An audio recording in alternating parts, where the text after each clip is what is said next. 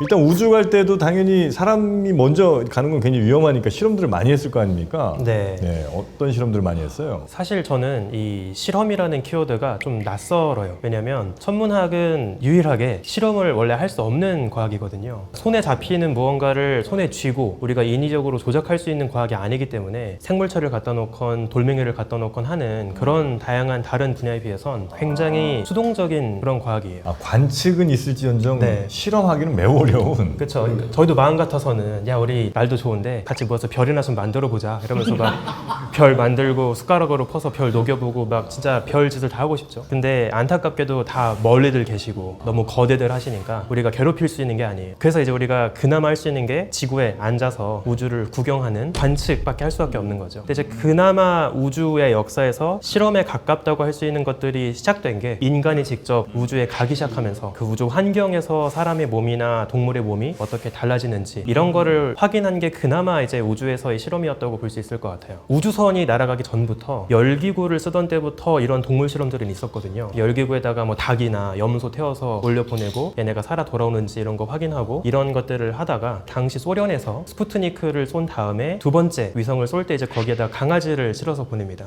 그래서 이게 역사상 처음으로 기록된 우주 동물 실험일 텐데 그때 이제 그 소련의 과학자들이 떠돌이 강아지들을 찾았어요. 네. 그래서 떠돌이 강아지라면 반려견에 비해서 더 생명력이 강하지 않을까, 잘 버티지 않을까라고 생각을 한 거예요. 그래서 그렇게 이제 데려왔던 강아지 중에 하나가 우리가 알고 있는 라이카라고 하는 강아지이죠. 그 제 옷에도 여기 만들어주신 강아지가 들어가 있는데, 아유. 네, 이 늠름해 보이는 이 강아지가 이제 라이카이고요. 얘는 살아 돌아왔어요? 안타깝게도 옛날에 소련에서 한창 이제 미국과 우주 냉전을 하고 있을 때 우리 강아지는 살아 돌아왔다라고 거짓말을 쳤어요. 그렇게 홍보를 했습니다. 근데 나중에 이제 밝혀진 사실이 이 강아지는 우주에 올라가서 한 7시간 만에 죽었어요. 그러니까 발사 과정에서 너무 강한 소음과 진동과 이런 가속도를 버티지 못하고 이미 그냥 죽어버린 거죠. 근데 더 슬픈 게 뭐냐면 애초부터 소련은 이 강아지를 살려보낼 생각도 없었습니다.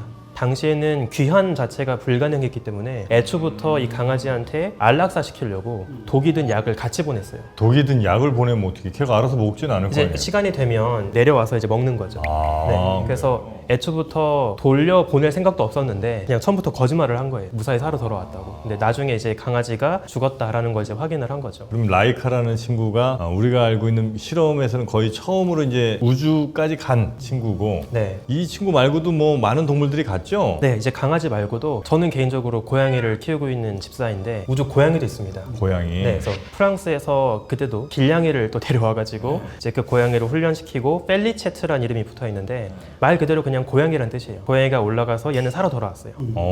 다만 돌아온 이후에도 너무나 많은 실험들을 하다 보니까 얘가 스트레스를 너무 많이 받아서 나중에는 그냥 안락사를 시켰습니다. 그래서 우주는 무사히 돌아왔는데 나중에 또 지구에서 좀 많이 고통을 받았고요.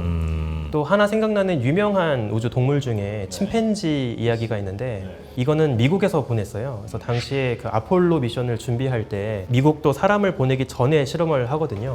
그 당시에 머큐리라고 하는 우주선을 테스트하기 위해서 침팬지 하나를 보냅니다. 이 침팬지는 햄이라는 이름을 갖고 있는 되게 귀여운 침팬지인데 얘도 좀 불쌍하긴 해요. 사람들이 당시 어떤 실험을 하게 되냐면 우주 캡슐에 들어갔을 때 침팬지 눈앞에 조명이 하나 있어요. 그래서 불이 들어오면 버튼 레버를 당기도록 합니다. 레버를 못 당기면 전기 자극을 줘요. 그러니까 고문을 하는 거죠. 만약에 제대로 레버를 당기면 바나나가 굴러옵니다. 이런 식으로 생명체가 우주 공간에 노출되었을 때에도 인지 능력이 잘 유지가 되고 있는지 뇌가 정상적으로 활동을 하는지를 테스트하기 위해서 이제 이런 실험을 했고요. 햄도 무사히 돌아오기는 했습니다. 나중에 행복하게 잘 살기는 했어요. 아, 점점 그러면서 애들이 왜 죽었는지 뭐 각종 뭐 센서나 이런 걸 통해서 분석해갖고 아 인간이 갔을 때 이런 것들은 해야 되겠구나 이런 이제 데이터들을 계속 쌓아왔겠죠 뭐. 특히나 옛날에는 지금에 비해서 동물의 어떤 윤리 이런 것도 별로 신경을 안 쓰던 시대였으니까 이렇게 계속 강아지며 고양이며 뭐 심지어 무슨 장어까지 정말 온갖 동물을 가지고 이제 실험들을 했거든요. 재밌다고 생각하는 동물 실험 중에 하나가 어떤 게 있냐면 거북이 이야기가 있습니다.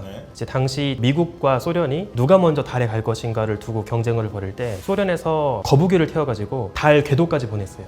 진짜요? 네, 그래서 역사상 처음으로 달 근처까지 날아갔다가 지구로 돌아온 동물은 거북이입니다. 아, 아, 그럼 그 거북이는 안전하게 돌아온 거예요? 네, 우와. 존드 5라고 하는 미션이었는데 근데 사실 전 이게 되게 재밌다고 생각하는 이유가 뭐냐면 우주 여행과 가장 거리가 먼 동물을 꼽아보라고 하면 전 거북이일 것 같거든요. 평생 지구가 평평한 줄 알고 살고 있었을 거 아니에요. 근데 뜻밖의 창밖에 멀리 보니까 뭔지 모르는 푸른 구슬이 하나 떠 있는 거예요. 아, 저게 내가 살던 지구인가? 라고 생각을 했겠죠. 그래서 다행히 또 걔네들도 무사히 돌아와서 지구에 살았는데 그 거북이 이야기, 존두 5 미션 이야기가 전 개인적으로 제일 흥미로웠어요. 재밌네요.